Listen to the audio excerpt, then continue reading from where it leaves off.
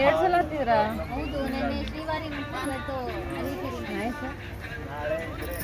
ಇನ್ನೊಂದು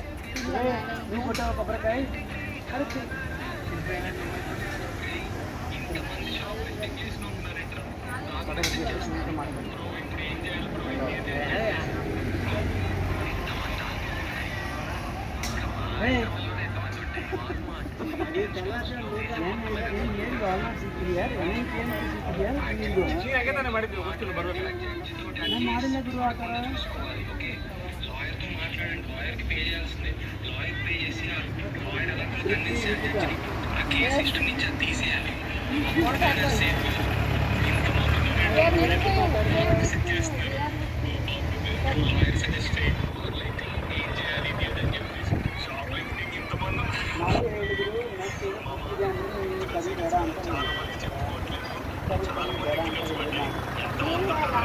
అనవసరంగా అది వీసా స్టాంపింగ్ ఇష్యూ అవుతుంది. Careful guys. మీ ఫ్రెండ్స్ కూడా షేర్ చేసి చెప్పండి, పాపం తెలియకపోతే అనవసరంగా తెలుసుకుంటారు. Bye careful.